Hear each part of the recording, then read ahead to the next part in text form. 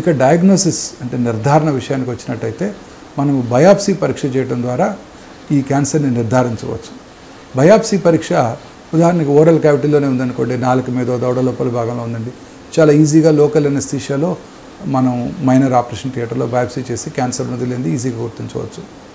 Base tongue అంటే నాలుక వెనకాల భాగము, అలాగే అన్నవాహిక మొదటి భాగము, ఫారింగ్స్, పైరిఫామ్ పోసా, నేసోఫారింగ్స్ అంటే ముక్కు వెనకాల భాగంలో ఉన్న క్యాన్సర్స్ అన్నీ కూడా ఎండోస్కోపీ, నేసోఫారింగోస్కోపీ లేదా డైరెక్ట్ ఫారింగోస్కోపీ, డైరెక్ట్ లారింగోస్కోపీ చేసి వాటిని అండర్ లోకల్ ఎనస్థీషియా బయాప్సీ చేయడం ద్వారా క్యాన్సర్ని మనం ఈజీగా గుర్తించవచ్చు.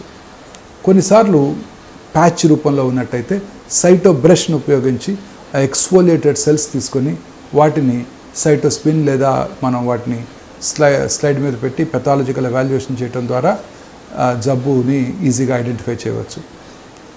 కొన్నిసార్లు ఈ క్యాన్సర్స్ అన్నీ కూడా ఓరల్ క్యావిటీ క్యాన్సర్స్ అన్నీ కూడా మెడ భాగంలో ఉండే లింఫ్ గ్లాండ్స్కి పాకుతూ ఉంటుంది. అలా పాకినప్పుడు లింఫ్ గ్లాండ్ ఎన్లార్జ్మెంట్ ఉంటుంది, బంప్స్ లాగా వస్తాయి ఇక్కడంతా. వీటి నుంచి నీడిల్ ఆస్పిరేషన్ టెస్ట్ చేయడం ద్వారా క్యాన్సర్ ఉన్నది లేనిది చాలా ఈజీగా గుర్తించవచ్చు. ఫైన్ నీడిల్ ఆస్పిరేషన్ సైటాలజీ అంటారు. కొన్నిసార్లు ఫర్మ్ నోడ్ ఉంటే కోర్ బయాప్సీ చేయడం ద్వారా దాన్ని చాలా ఈజీగా మనం క్యాన్సర్ ఉన్నది లేనిది చాలా ఈజీగా ఐడెంటిఫై చేయవచ్చు. ఒకసారి డయాగ్నోస్ అయిపోయిన తర్వాత నెక్స్ట్ స్టెప్ స్టేజింగ్, అంటే శరీరంలో ఈ క్యాన్సర్ ఎంత దూరం పాకింది. ఉదాహరణకి నాలుక మీద వచ్చింది, నాలుక వరకే పరిమితమై ఉందా, నాలుక లోపల ఉన్న మజిల్స్కి పాకిందా, ఫ్లోర్ మౌత్కి ఏమన్నా పాకిందా అంటే నాలుక కింది భాగంలో, చీగుళ్ళ మీద వచ్చిన క్యాన్సర్స్ బోన్లోకి పాకాయా లేదా పక్కనున్న బక్కల్ మ్యూకోజాలోకి పాకాయా, స్కిన్లోకి ఎంతవరకు వచ్చింది, ఇవన్నీ కూడా మనం తెలుసుకోవడానికి ఈ స్టేజింగ్ అంటే అలాగే నెక్లో ఉండే లింఫ్ గ్లాండ్స్కి పాకాయా, శరీరంలో ఇతర భాగాలకి ఎక్కడికైనా పాకిందా లేదా తెలుసుకోవడానికి MRI scan, magnetic resonance imaging చాలా యూస్ఫుల్గా ఉంటుంది. యాక్యురేట్గా ట్యూమర్ ఎంతవరకు పాకింది ఈ ఎంఆర్ఐ స్కాన్ చేయడం ద్వారా చాలా ఈజీగా ఐడెంటిఫై చేయవచ్చు. సిటీ స్కాన్ కూడా చాలా యూస్ఫుల్గా ఉంటుంది ఈ స్టేజ్ తెలుసుకోవడానికి.